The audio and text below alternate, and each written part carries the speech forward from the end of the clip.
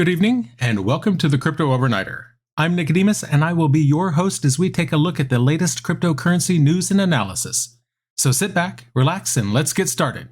And remember, none of this is financial advice. And it's Saturday, April 1st, 2023.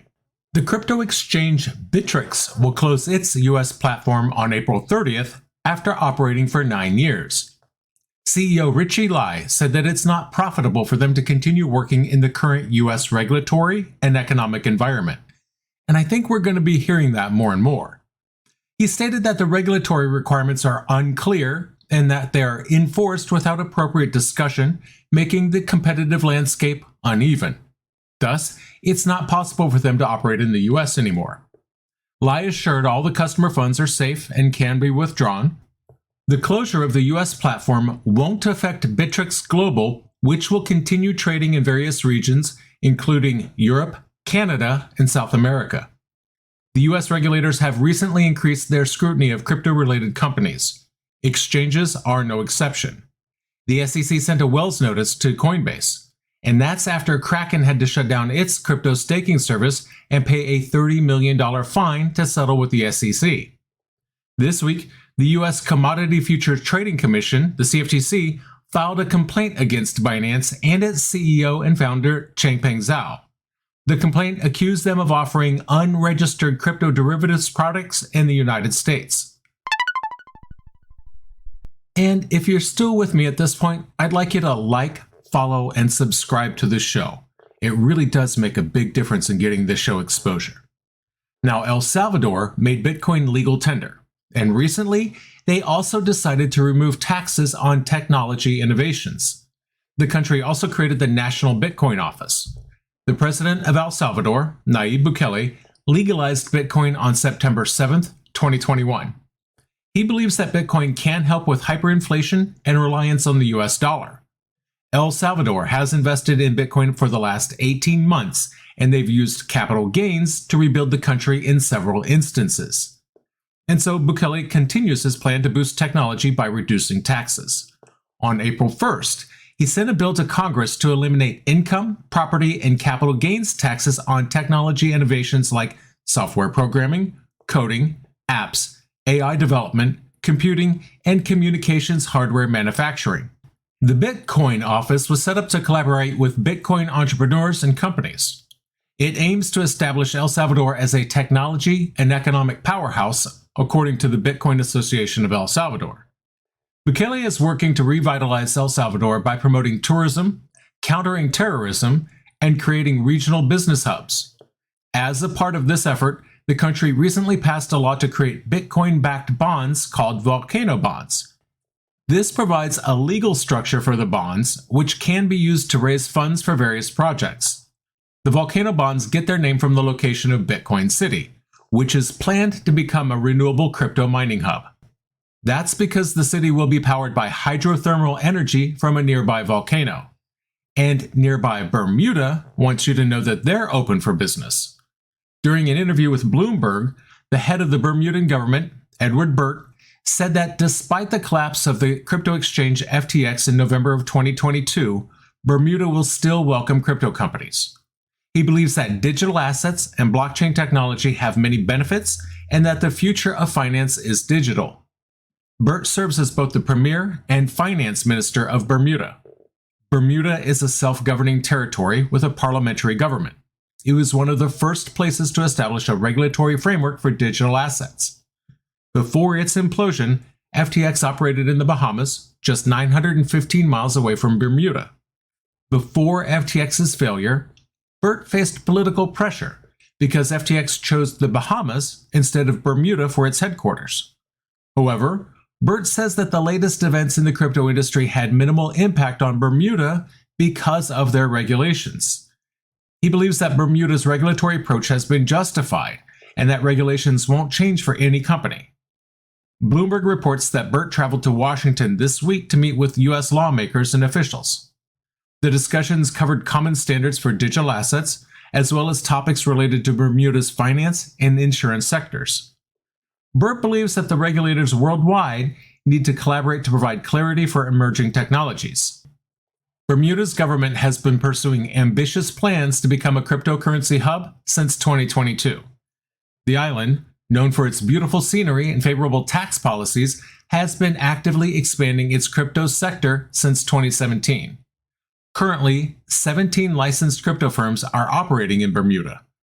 Their latest crypto development is the release of its first stablecoin by Jewel Bank in December of 2022. This stablecoin is built on the Polygon chain and aims to facilitate real-time settlements using a stablecoin pegged 1-to-1 to the US dollar. The group that launched the Sango coin in the Central African Republic said that it will be delayed for a few weeks. They explained that there were legal and regulatory obstacles that needed to be resolved first. In a message on its Telegram channel, the Sango project mentioned that the government was making progress in establishing laws and regulations for cryptocurrency. They clarified that the listing for the Sango coin would not happen until the frameworks were finalized. That said, they anticipated that it will only take a few weeks. The Sango project mentioned that there would be additional surprises that would come with the new laws. They said that the delay was needed to make sure that the Sango coin was following all the necessary regulations. The project emphasized that they want to launch their projects responsibly and securely. They assured their followers that the delay was essential to achieve compliance with relevant regulations. Project Sango had a goal of listing their token. It was part of their crypto hub proposal back in May of 2022. And we talk a lot about El Salvador, like we did tonight, but the Central African Republic had also made Bitcoin legal tender alongside the CFA franc. The project marketed Sango coin to potential investors, offering a path to citizenship through investments. This was later deemed unconstitutional by the country's court system in August of 2022. The Sango project later announced in December that the token listing would be delayed due to market conditions. The project plans to list the tokens at 45 cents apiece. The National Futures Association is a group that regulates derivative markets in the US. They made a new rule about how members should behave. The NFA has more than 100 members who deal with digital assets. That said, they can't really stop any bad behavior by those members. So, they wrote a letter to Christopher Kirkpatrick. Now, Kirkpatrick works for the Commodity Futures Trading Commission, and in that letter, they explain their new rule and ask for approval. So the association made this new rule based on previous rules on anti-fraud for exchange-traded futures. The NFA is the only self-regulatory group that has been delegated authority from the CFTC. This is very similar to how the Financial Industry Regulatory Authority, or FINRA, works with the SEC. So currently, the NFA only forces disclosure from members who deal with spot commodity activity on digital assets. And this is just a single sheet of information. But starting May 31st, the new rule will make members follow guidance on things like fraud, trade principles, and supervising employees. The new rule only applies to Bitcoin and Ether, because they're the only ones with certified interests related to commodities that are registering for listing under Part 40 of CFTC regulations, which is really just a lot of words to say that they're the only ones that have been deemed safe to be traded. Other types of digital currencies have not been approved so far. CFTC Commissioner Caroline Pham said that she's happy about the new rule. She said, quote, "This is a clear example of using existing authority to ensure that there are customer protections in place, because registration with the NFA requires that firms and individuals comply with NFA rules." Now, Pham thinks that the NFA can expand the rule to cover more digital assets in the future. She said that NFA rules for foreign exchange were enforced for 5 years. That was 5 years before Congress gave the CFTC power over that market. She said, quote, "I believe it's common sense to start with what we have and what works in order to extend our regulatory framework over spot digital asset commodity markets." A South Korean court rejected the prosecutor's request to arrest Terraform Labs co-founder Daniel Shin. The authorities tried to arrest Shin after the arrest of Terra's other co-founder, Do Kwon. Kwon was arrested at an airport in Montenegro for using fake documents. The prosecutor's office requested Shin's arrest on March 27th, claiming that he was involved in obtaining illegal profits from Terra sales. The Seoul Southern District Court denied the prosecutor's request to arrest Shin. Reportedly, the court cited unconfirmed allegations and considered it unlikely that Shin would flee or destroy evidence.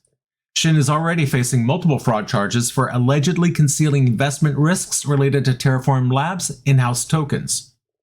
After Kwon's arrest in Montenegro, the US and South Korea have been working on his extradition. According to Cointelegraph, the US made diplomatic efforts to request Kwon's extradition. This while South Korean officials have also asked for his extradition.